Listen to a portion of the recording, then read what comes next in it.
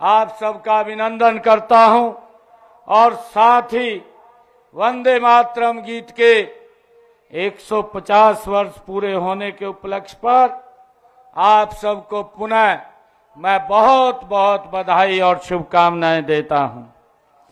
साथियों, वंदे मातरम गीत ये केवल एक गीत नहीं है, यह भारत के आत्मा है, ये उसकी धड़कन है, यह भारत की एक पहचान है और यह एक ऐसी उद्यमन शक्ति है जिसने गुलामी की जंजीरों को, बेड़ियों को तोड़ने के लिए भारत के स्वराज आंदोलन को एक नई ऊर्जा देने का ये काम किया है।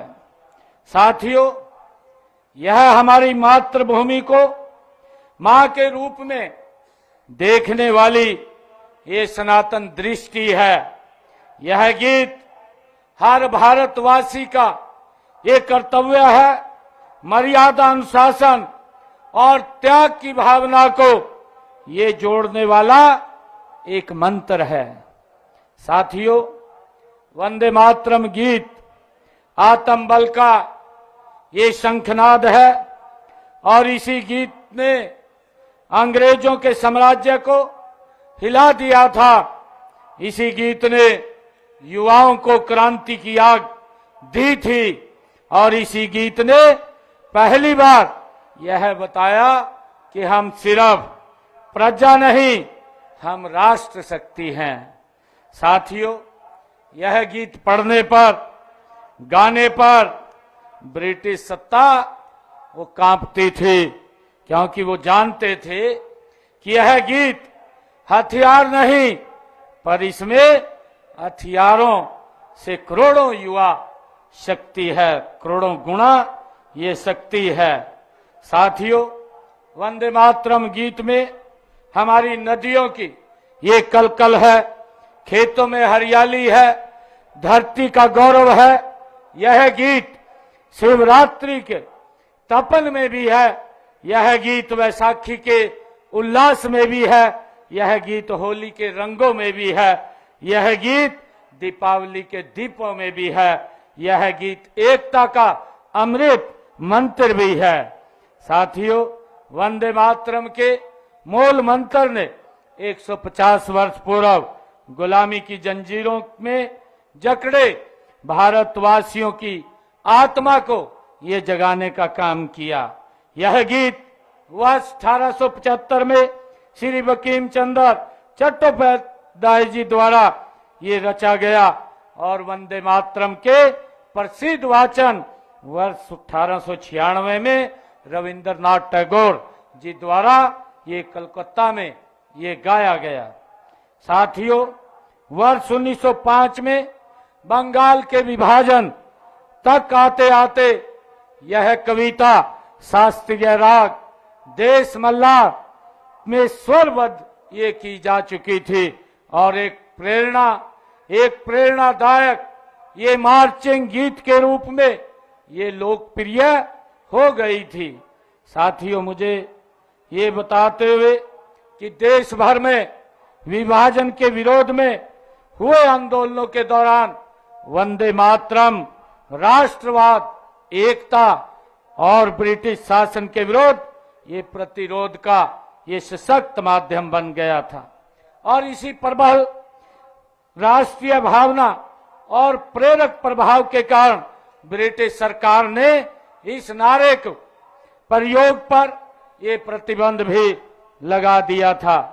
साथियों, इस गीत ने हर जाति, हर धर्म, हर समुदाय और हर क्षेत्र के लोगों में एक ऐसा जोश और शक्ति पैदा की थी। इससे प्रत्येक भारतवासी अपने सभी भेदभाव भुला करके भारत को अंग्रेजों की गुलामी से छुटकारा दिलाने के लिए आजादी के आंदोलन में कूद पड़ा था।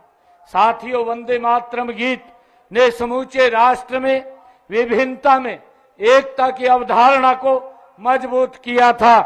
साथियों, इतिहास साक्षी है कि सोने की चिड़िया कहलाने वाला ये भारत को लूटने के इरादे से ईस्ट इंडिया कंपनी के नाम से व्यापारी बनकर अंग्रेज भारत में आए थे। लेकिन अंग्रेजों ने फूट डालो और राज करो की नीति अपनाकर धीरे धीरे भारत पर अपना शासन, अपना कब्जा वो कर लिया था। साथियों, भारत को अंग्रेजों से आजाद कराने के लिए देश में समय समय पर अनेक आंदोलन भी चलाए गए। आजादी के लिए पहली लड़ाई जो लड़ी गई वो 1857 में लड़ी गई और उसके बाद अनेक आंदोलन चले। मुझे यह बताते हुए भी ये खुशी हो रही है कि आजादी के लिए सन 1857 में जो पहली लड़ाई की चिंगारी वो उठी थी वो हमारे अंबाला से ही, इसी महान धरा से वो उठी थी। यह वही महान धरा है जहां में वीरता का इतिहास केवल लिखा नहीं गया बल्कि जिया गया है। ये हम सब के लिए बड़े गर्व की बात है।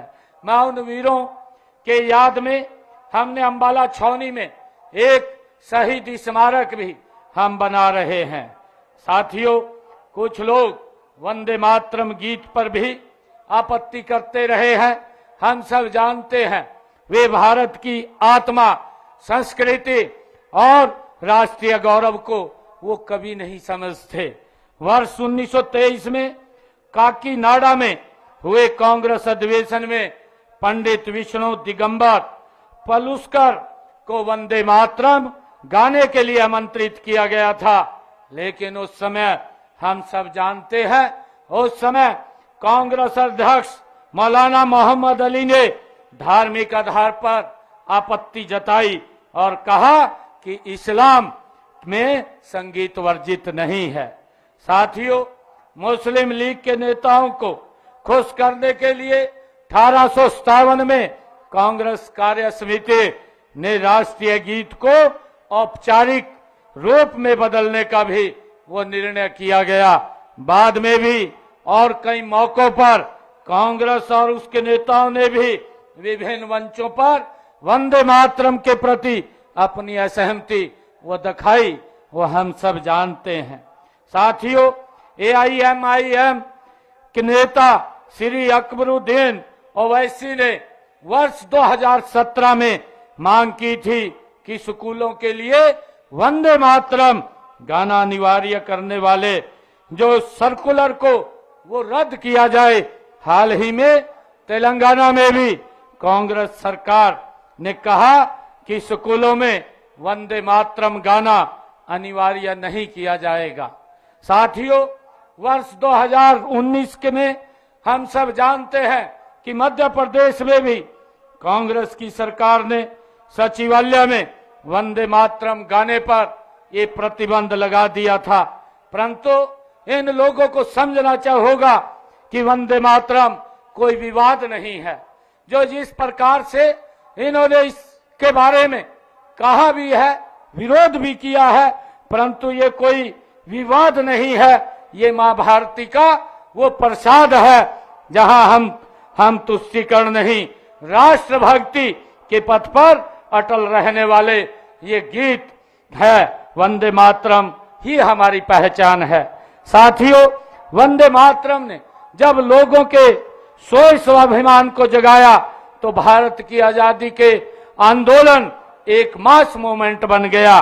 किस किस के बारे में हम कहें, हम सब जानते हैं, चाहे भगत सिंह हो, सुखदेव हो, राजगुरु हो, चंद्रशेखर आजाद हो और हमारे जो लाखों हजारों हमारे शहीद इस गीत को गाते गाते वो फांसी के फंदे को चूम गए।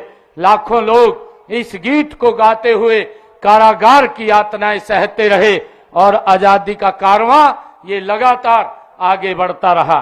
साथियों, महात्मा गांधी, राष्ट्रपिता महात्मा गांधी जी के नेतृत्व में भी अगस्त 1942 में भारत छोड़ो आंदोलन की पृष्ठभूमि में वंदे मातरम ही देशभक्ति और स्वाधीनता का ये मूल मंत्र था। वंदे मातरम, इंकलाब जिंदाबाद और जय हिंद जैसे जय घोषों सभी की जुबान पर ये रहते थे। साथियों, इन नारों के बल पर भारतवासियों ने अंग्रेजों को हर जुल्म और ज्यादती का मुकाबला इन्हीं नारों के ऊपर उन्होंने किया था और अंग्रेजों को देश छोड़ने के लिए उन्होंने मजबूर किया था। साथियों, हम सब जानते हैं कि 15 अगस्त 1947 को भारत पराधीनता की बेड़ियों से मुक्त हुआ था। आजादी के बाद प्रथम राष्ट्रपति डॉक्टर राजेंद्र प्रसाद जी ने वर्ष 1950 में वंदे मातरम को राष्ट्रगीत का ये दर्जा की प्रदान किया था। किसी भी देश की उन्नति इस बात पर ज्यादा निर्भर करती है कि वहां के लोग अपनी मातृभूमि से कितना प्यार करते हैं। साथियों, आज भी वंदे मातरम मूल मंत्र उतना ही प्रासंगिक है जितना कि आजादी के आंदोलन के दौरान था।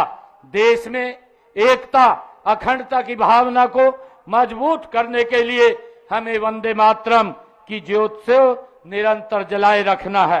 साथियों, आज इस पावन अवसर पर हर प्रदेशवासी से 5 संकल्प लेने की मैं अपील भी करता हूं।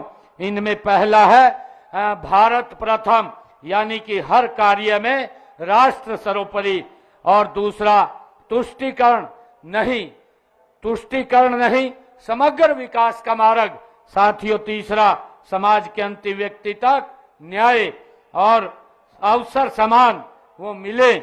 चौथा स्वदेशी, आत्मनिर्भरता व नवाचार की तेज यात्रा, और पांचवा राष्ट्र विरोधी शक्तियों के प्रति जीरो टॉलरेंस। ये हमें 5 संकल्प हर प्रदेशवासी को अपने जीवन में उतारेंगे, तभी वंदे मातरम की 150वीं वर्ष की यात्रा ये सार्थक होगी।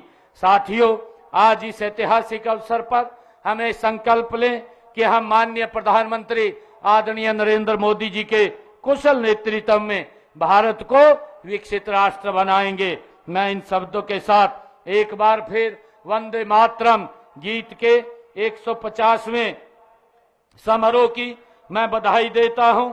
मैं देश की आजादी और आजादी की रक्षा के लिए शहीद होने वाले ज्ञात अज्ञात वीरों को मैं नमन करता हूं। आप सबका बहुत बहुत धन्यवाद करता हूं। जय हिंद, जय भारत, जय भारत मां। साथियों, मैं आग्रह करूंगा कि अभी वंदे मातरम का ये कार्यक्रम अभी शुरू होगा।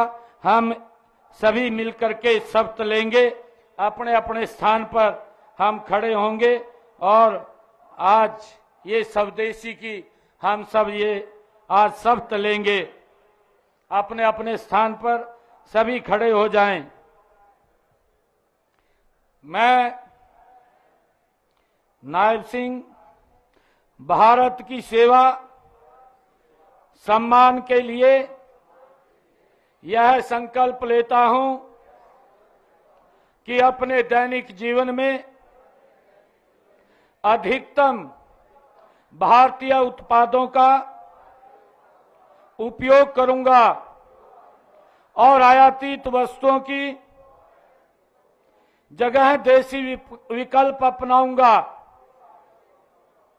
घर, काम और समाज में भारतीय उत्पादों को प्राथमिकता दूंगा और गांव, किसान तथा कारीगरों का समर्थन कर स्थानीय उद्योग को बढ़ावा दूंगा। युवाओं और बच्चों को स्वदेशी अपनाने के लिए प्रेरित कर नई पीढ़ी तक इसका महत्व पहुंचाऊंगा। पारिवारिक और सामाजिक जीवन में भारतीय भाषाओं का प्रयोग करूंगा। पर्यावरण के प्रति सजग रहकर स्वदेशी और प्रकृति अनुकूल उत्पादों का प्रयोग करूंगा और देश के पर्यटन स्थलों को प्राथमिकता दूंगा। धन्यवाद।